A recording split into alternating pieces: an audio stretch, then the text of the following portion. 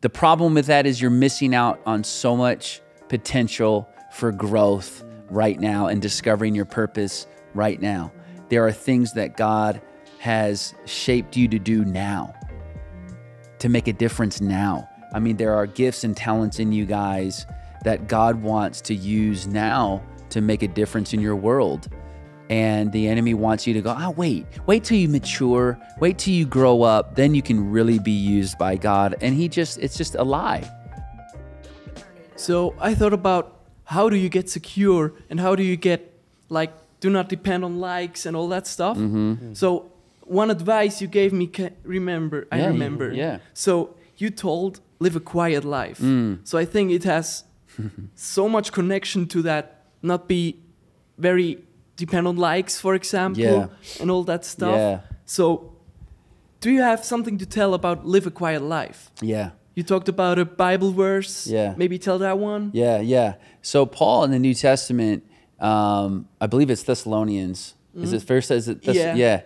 Thessalonians. He talks about having the ambition to live a quiet life, and he's writing to the church, and when you really study what he says, he's talking about leading and pursuing a life of significance. And I think it's very contrasting to our culture today that is wanting our lives to be very public. You know, we're pressured and tempted to make our life known to everybody. Let me post this. And we can get really caught up in that being the focus every day is post my life, show my life, you know, prove to people what I'm doing cool things. And Paul here is encouraging the believers to say, hey, look, pursue a life of significance, a life of purpose. Don't pursue a life of popularity. And that to me is challenging. It causes me to really reflect on my motives of why I'm on social media, why am I posting things. I'm not saying all social media is bad, of course not. I think it comes into balance, but I think it talks about, you know, Paul is just saying, hey, think more about living a life of purpose. Think about discovering who God's created you to be, living a life of significance, be in the moment, you know, create your, I like to say sometimes, like, create your own story. Yes. You know, you're looking at everyone else's story and your life is being distracted looking on everyone else's story. Spend your time creating stories instead of watching stories. Create stories. Create, you know, what I was thinking I was encouraging you is one thing I love about this culture and you guys is you're pursuing your growth personally, your development, discovering your purpose, what God's called you to do. You're trying to really chase after the things of God. And you're developing as men and young women, and it's fascinating and awesome to see and very encouraging, because instead of, hey, let's just focus on what we're putting out there for everybody, let's focus our lives on the development, becoming who God's called us to be. So it's a good verse though. Thank you for that. Like I like this picture of the quiet place, and how do you pursue that, or what does that look like for you? How do you navigate? Yeah, how do you do that? What's that? I think often we go through life and we have our goals, our dreams, and also maybe look to someone and think, oh, that's a life that I would love to live. And as long as I live and I'm on a travel with God, I realize it's so important that I don't take myself too serious. So it's not that important that I can do anything in these years that I have, and what I do is not so important for me personal. I just want to stay connected to the heart of God, because I realized it's such a big adventure with Him anyway. And it doesn't matter that I stand in front of camera or I do something behind the scenes and try to lift some up behind the scenes or whatever, work with people in office or such different things. But as more as I learned, it's not that important. I just had a good feeling about enjoy every day. This is the day that the Lord has made. And some days are very big, very busy, very interesting. And some days I do just things like I do 100 times before, and I can try to be excellent in that. And but it's not that the point that some big things make me happy, and then I can post it and 1,000 likes. So it's more like the life with God. It's my identity. It's my ground, and then I'm interested what God will do with my life. I see. I don't have a 20 years plan or something. I will see what happens. Yeah. I think for me, I think it's all on how people see the social media platforms in their life. For me, it's more of a tool. I'm not real personal on my social media. I just see it as a means to help people and be a source of encouragement to people. So when I'm posting, when I have that mindset, it's I don't feel the pressure to have to post every single, moment of my life. If I do, usually it's I'm wanting to celebrate or encourage someone. I'm wanting to celebrate my kids. I want to celebrate someone that I saw do something cool. I see it more as a means to encourage and to inspire people, and as a tool. So I think it all kind of boils down to like your motivation behind posting. Again, as I stated, I'm not anti-social media. I think it can be used to do great things. It can be used to connect people that you don't see very often. I think it has a lot of pros, but like anything, it stems to your motivation, how you perceive it, and I just think it's for me a tool that I see. Yeah.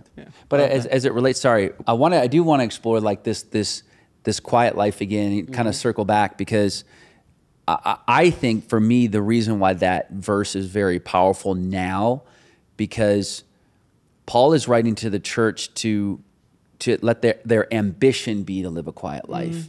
Like let that be your desire. He doesn't say go and live a quiet life. He says have that desire to. It's not a forceful commandment. I think it's a very relevant verse now, because the church for so long and Christians for so long, I think many people who aren't believers have been hurt by loud Christians. People who are yelling on the street corners, yelling at people that they're going to hell, that they're bad, that God's mad at them. And I think people have had bad experience from loud Christians. And I think what Paul is saying is let your life speak. Let your life speak loudly. Let your actions, speak louder than your words. Let your love for people, let your grace, let the way you carry yourself point people to Jesus. Live a life of significance. That first part of that word significance, S-I-G-N, it's sign. And so our lives should, what do signs do? They point to something. They give direction. They lead people somewhere. And our ambition should be, let my life point to Jesus. I pray that my life would show people who God is. And you can even apply that to social media. Do these posts lead people to Jesus? Or does it point to how good I am? How cool I am? Or, again, nature, posts about nature and, that beauty could point, wow, look at God's creation. That's amazing. So I think that there's a lot of things within that verse that I think are very relevant to our culture today. It's amazing. So last Sunday night, you talked about like many of us, maybe my generation, wants to live a quiet life, but later. So live a quiet life, but when I'm 20, when I'm 20, I can get serious when I'm 20. Where's the motivation to live a quiet life in my age, like 18, 16, 14? That's good. Well, first, I think, again, when we say quiet, again, when Paul says live a quiet life, I think, to me, it's like we should always be preaching with our life, but that doesn't mean you have to use words. I think I'm not saying you don't proclaim the gospel when necessary. You don't encourage, you don't speak. I think what Paul was emphasizing there was focus your life, like you're saying, on purpose, on significance, on reaching your destiny. I just think there's a lie in in this generation, this next generation, your generation, that I'll wait to get serious with God until later. You know, I'll have fun now.